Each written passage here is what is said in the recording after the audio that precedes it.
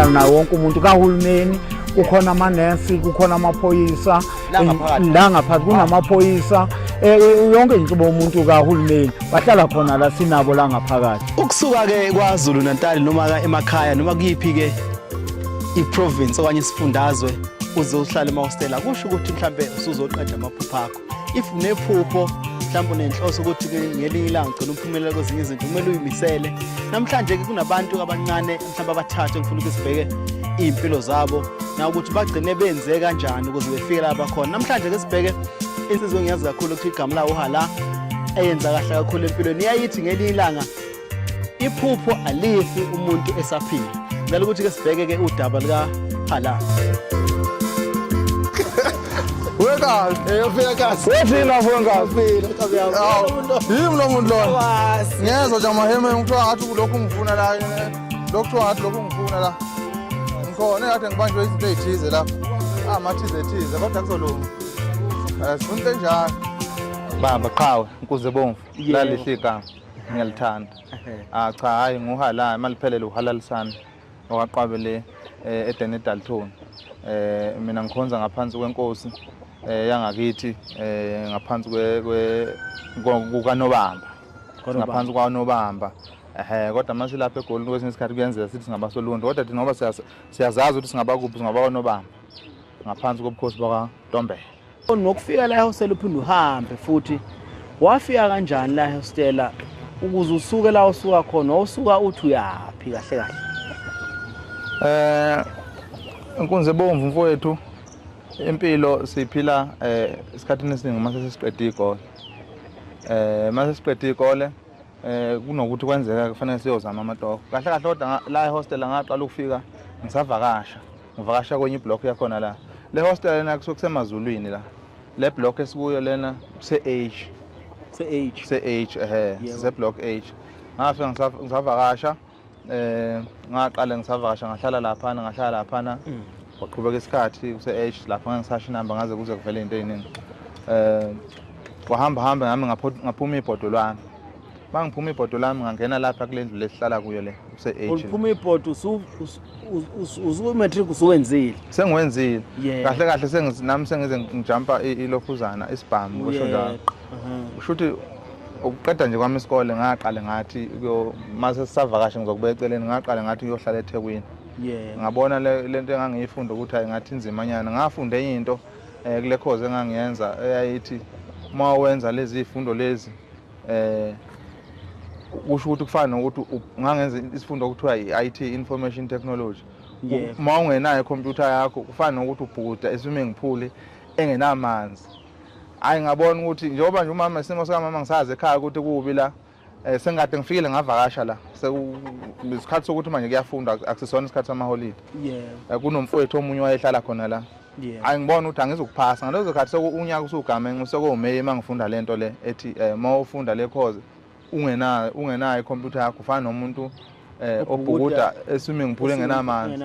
Mina ngabhukuda ke emfolozi wemfowethu ngangiza kanti ungena ngekhanda uzwe kahle ukuthi kuba kanjani. Kwesinye isikhathi ungene endaweni engathi mhlambe mawugcwele umfula iyajula.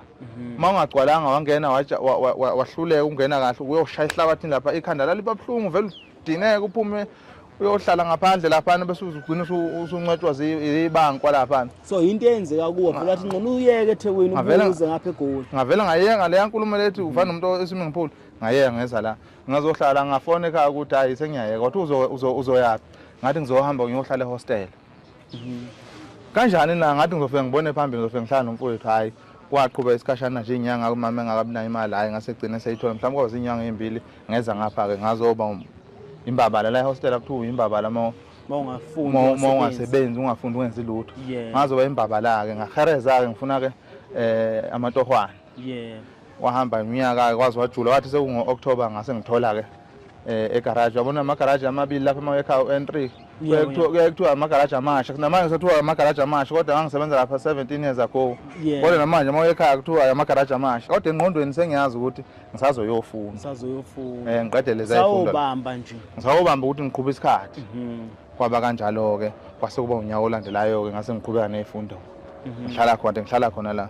Shuthi ngase ngifunda nje iminyaka yagcina bamthathu nje ngenza iziqu ke ezeseyihlangene nalapho nokungibona khona lezi ezihlangene nezeyimali. Ko banking ngeke ngisalisha ibank ke. Ubhuti ke ngahlangana kwelenye ibank ngeke ngilisho ngegama manje. Wase ufunda wagogoda wase uthola umsebenzi. Yebo bhuti. Kusho ukuthi nje into engagcina ngiyenza ngafunda leminyaka yami 3 into engizoqinisela kuyo lo mfowethu angimfice la. Yebo mfowethu. Nje usilamana naye wakwethu. Wabe naye sesebenza kweminye umsebenzi waseyohlalela kwenye indawo. Ngasemele mangimele ngiyofuna ngoba isikole ngasithola sasithe kwabuqama mana ngase ngiphinde ngiyosondela ngakuyo. Ngayitshela into eyodwa ngoba vele lolu hlelo ngicabanga ukuthi lwezinkulumo ezakhaya. Yebo. Ukusuka kwami la ngayitshela ukuthi umfowethu angizokumnikeza ijoka lokuthi inkinga zami kube ezakhe. Mina okwami kumele ngikwenze kumele ngiyofunda. Into engiyombonga ngayo ukuthi ngimnikeze imphumela bese ngimshiya ngokuthula. Sase nesikhathi lapho ngisafika ngikhuluma nami angilule kwamuntu. Ngayitshela ukuthi umfowethu angeke ngize ngicele ngithi singabafana sobabili hlala la eGoli ngeke ngimcele ilawo ngithi senginomuntu engifuna ukumletha la. Ithotha asakwazi ukulala endlini ngoba mina sengisho njalo ngoba ngiyamhlonipha ngiyamelana ngimthatha njengokuthi umfowethu. Ngathi ngeke ngize ngimcele imali yokuphatha esikoleni. Mina okwami ukuthi ngifunde ngithole iziqu bese ngiyaqeda. Ngakwenza nangempela kwenza kanjalo ngaze ngaqeda ke isikhathi nje kwaba iminyaka emithathu. Yebo mfowethu. Ngase ngibuya sengizohlala ke manje ngokuphelele. Ngase ngiqale ngangisakade mangisafunda le ngangilokho ngifika nokuthi ngizogada indlu ngiphinde ngihambe ngiphinde ngifuwe ngibuye. Uzovakasha. Wase kuba ukuthi ake sengifuna umsebenzi. Umsebenzi ngawukhweleza ngawuthola emva kuminyaka kwaphela unyaka owodwa olandelayo ngase nguthola kulo leli bank leli lithize. Yebo mfowethu. Lelo bank usaphatha nayo namanje ngisesekulo lelo bank. Namanje usekulo. Into eyenzeka ngoba ngizokwazi ukuthi ukwakheke ihostela lena idume ngokuthize. Mina ngangihlala khona la okonke ngakwenza ngaphansi kwesandla sehostela. Into abantu abangayazi abangayinawo ukuthi basuke befuna ukuzenzela kwesinye isikhathi. Lumnandi kakhulu ke udaba likaHala ke siye khefini ke sibuye sizwe kahle ukuthi impumelelo kaHala isukaphi iyapi njengoba sephumelela kangaka empilweni.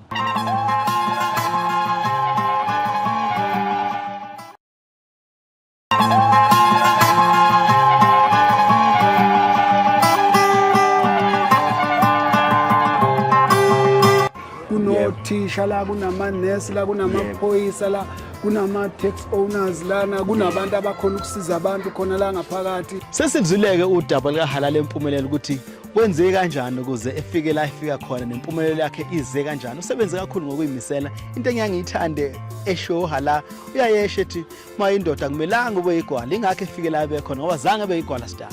Indawo lena efuna ukuthi ube nenhlonipho uzazi ukuthi ufunani ngoba uma ungakwenzi lokho noma ukuphi uma ungawuphili ungidlela lo mgomo lo uyajeziseka. So ezinye izinto ezenzakala kuyaye kube mayelana nokuthi wena uma ungena uhlala la kuzosebenza ukuthi umqondo wakho ucabanga ukuthini uma uhlala kule ndlu le. Ngiyakuzwa. Ukhanda ukuthula kuba nemithetho ke emahostela mhlawumbe uhlala ufika wathola abantu abadala uyabeza uma ufika nje bethi umfo wabani usho bafuna ukwazi obhuti bakho bese kuyaqhubekeka hayi akunankinga. Lapha ke kungenwa ngesikhathi sokuthi akwenza into ukuthi siklina kanjena la bekuphi imigoma la ekhaya. Uma ufuna ukuqhubeka nokwenza okungasikhona lapho kuba khona ke ukuthi uzofanele ukuthi manje uqondiswe ngendlela ethize. Cha umthetho muhle. Umthetho wona ukhona. Futhi lo mthetho lona mawuthi awubukisisa ukuthi nje yikho ukuthi makwakhiwa isizwe ezinye izinto ezizona ezisebenzayo ziyathanda ukuthi bese ipendwa ngendlela okungeyona le okuyiyo mawuphila khona. Angithi uyabona nje uze lapha nizosibona khona lapha hostel awabona nakodwa nje ukukhomba ukuthi use hostel. Into engakwenza ukuthi kube novalo oluthize ukuthi engathi angiqondi kahle ukuthi kwenzakalani. Kahle hostela kunobuntu indawo engathi ungasho ukuthi uma ufika esigodini esithize uyaye ufike ukhonze ngaphansi kwemithetho yenkosi ethize. Ihostel ikhandwe ngendlela yokuthi ke kukhona ikhishi elikhulu khona ikhishi elincane kube khona iblock bese kuba iblock elandelayo kunezibonda zakhona. Manje uma uzofuna uzenzela wena ufike ube ungafuni kuba nobhuti eGoli ilapho uzothi noma wenza into eyinkinga khona bese ube indaba yakho bese bangathi wena uvele indlela ozojeziswa ngayo uzoba umuntu odumayo ukuthi wena wayephatha. Ngiyaqonsa nje ungena emlonyeni mfoka Qwabe ngoba zikhona ibhamu zinokuqhuma.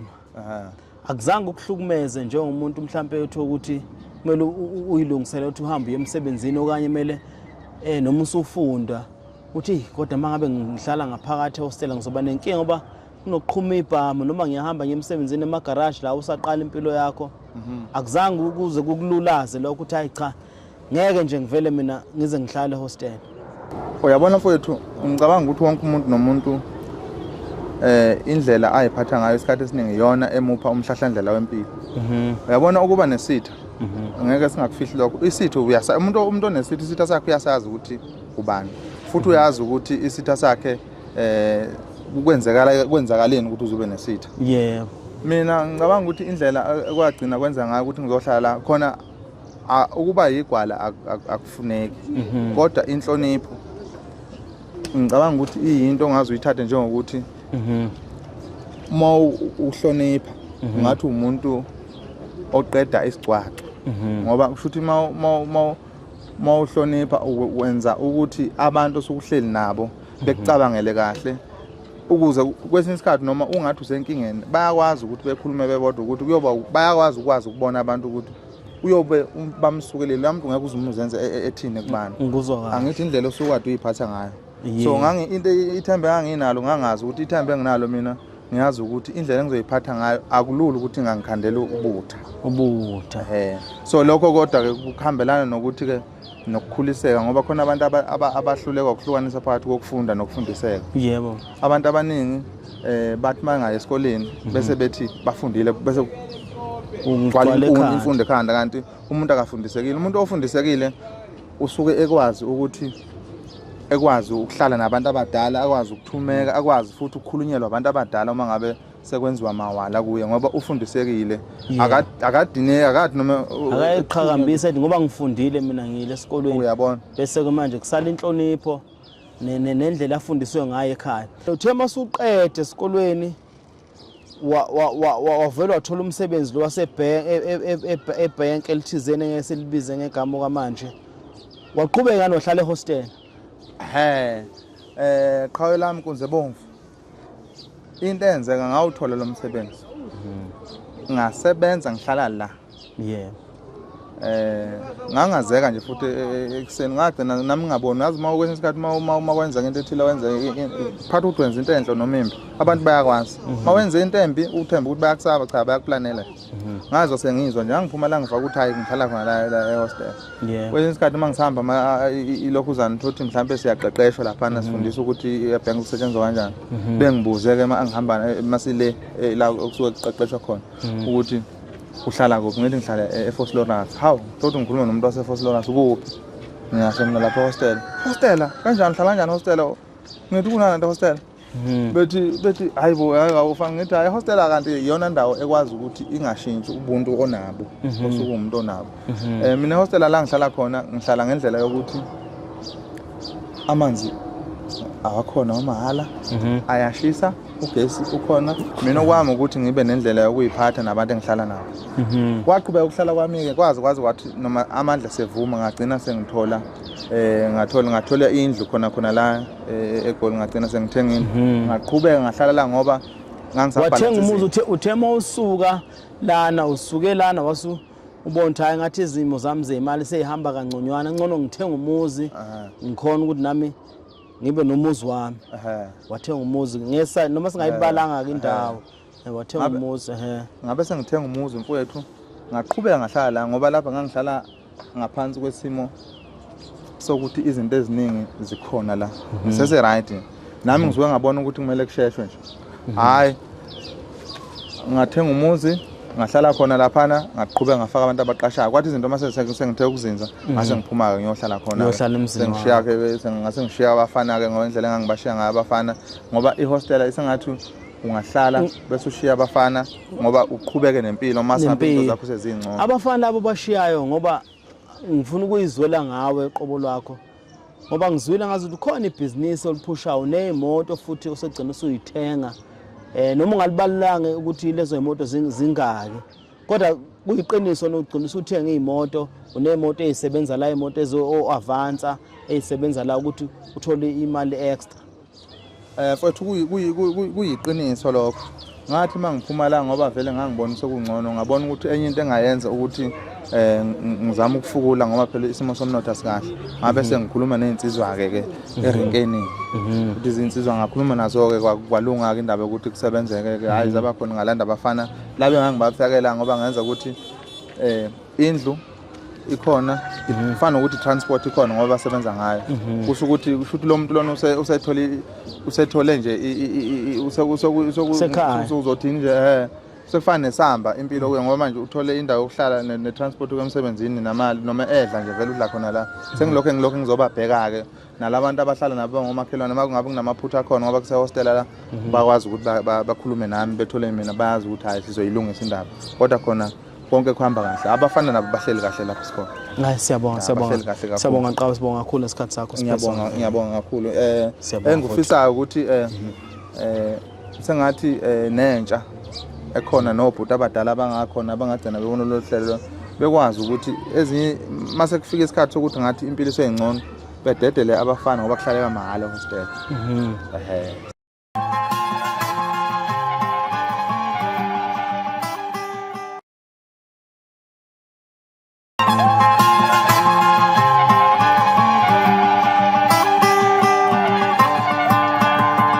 Amahostelaza ngendlela ezahlukahlukene ke kunamahostela manje ke asemasha ngendlela ukuthi aseyakhiwe ngezakhiwo zanamhlanje kube namahostela futhi akudala ezakhiwo zakudala zobandlululo kodwa ke lokho akusho ukuthi mangabe uyimisele ngempilo uyimisele ngokuphumelela ungenza noma into efuna ukuyenza empilweni usahlala noma kuliphi izinga lehostela ohlala kulona ngifuna ke sibone intokazi lapha ke sikhulume nayo ehlala khona lapha ehostel eNasfield ukuthi udaba layo ilibeka kanjani nempumelelo yayo iza kanjani nangokuqhubeka kwempilo yakhe ukuthi impilo yakhe uyibambe kanjani ngaphakathi hostel.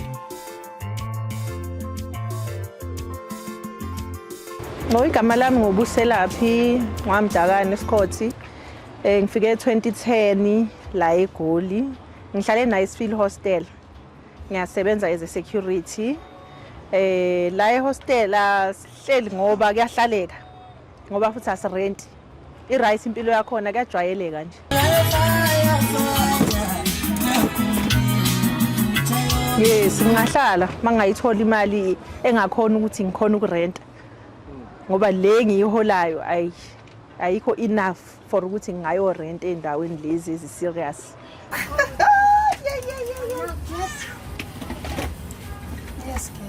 Yeah lukhona ushintsho lona ngoba ngiyasebenza akufani ngoba ngiyaya every year ngiyahamba ngekhaya kuwo wonke ama-holiday ngiyehla ngihambe ngekhaya ngiyobona abazali. Ku-right ngoba kumixile nje la ehostel khona iy'ngane khona omama khona obaba nobhuti kuyahlaleka nje. Yeah bakhona abahlalayo bahambe mase babona ukuthi sebasebenza kahle imali seyakhona ukuthi nganele ukuthi bangaphuma bayohlala kwezinye iy'ndawo. Yeah mina hayi ngi-right ngokuhlala la.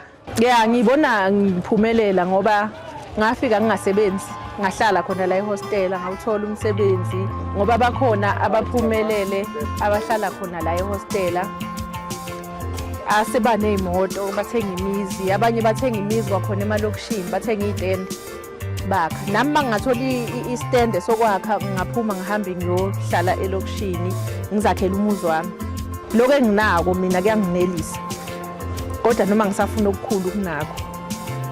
Ake sibonge kakhulu kudadewethu ukuba le phansi eSkhothi ke ngodaba lakhe sixoxela ngalo ukuhlala ngaphakathi hostel ukuthi kumsiza kakhulu ke uyakhona ukuthi ebeke imali khona ukuthi uthumele imali emakhaya ukuhlala ngaphakathi hostel akubizi.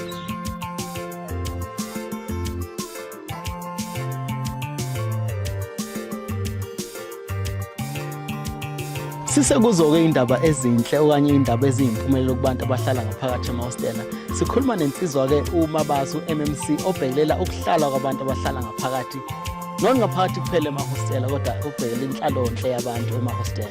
Ake size ukuthi insizwa uthini yona. Induna sengiyazi khona bafuna ukufaka imkhukhu lapho. Uyabona-ke ngoba mina ngiyanazi ayidiphlufo ukuthi uma kukhona into engingayiboni kahle nayo energy ngathi energy ke soyichanela ke manje ukuyodila nalabo bantu abalapha kulezi insuku la eGoli ngihamba ne-TLP angiyiphethe la ngoba ningisuke lapha.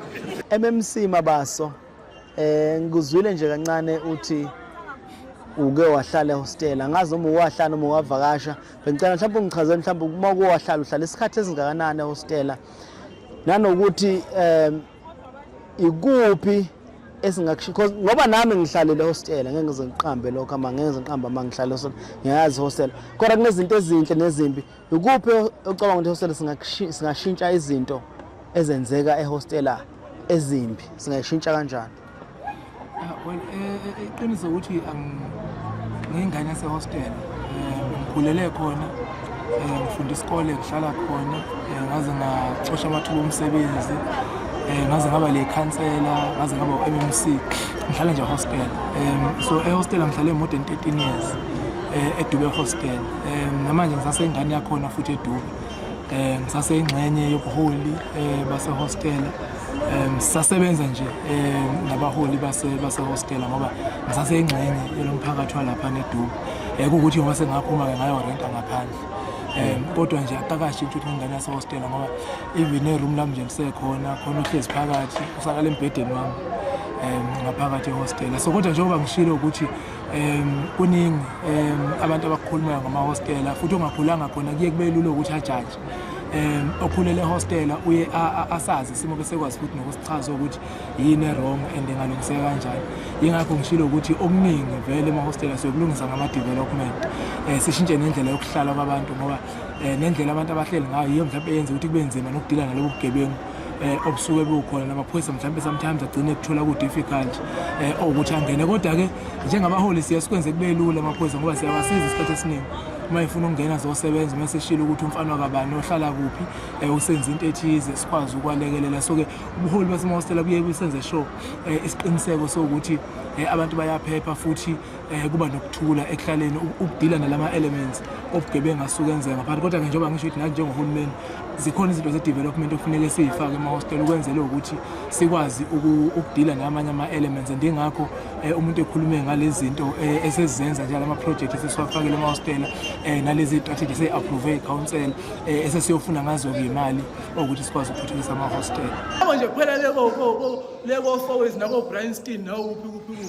kodwa nje ema informal settlements ema hostel la elokishini ngabangani everywhere ayikho indaba engingayazi nalaba hamba ebusuku sesilele behamba emva kwezinto zabantu siyazazi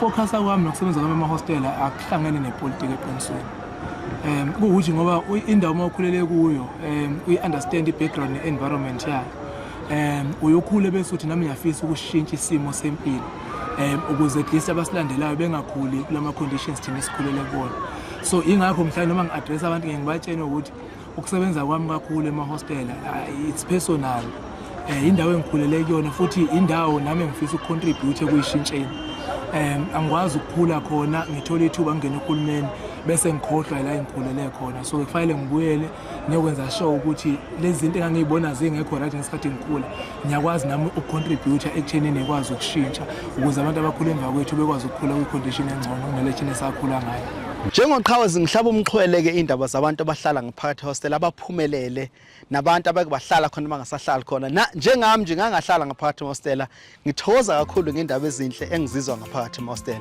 Bathe ukungibhoboza kamnandi kanjani yazi mina kubuhlungu bangithe phaqa ngifayela ngeviki elizawushintsha amagiya lapho sikhuluma khona ngezempilo kubantu abahlala ngaphakathi hostel nguqhawe inkunzi ovintsizwe waleni ngothi ngiyayideda ke indima.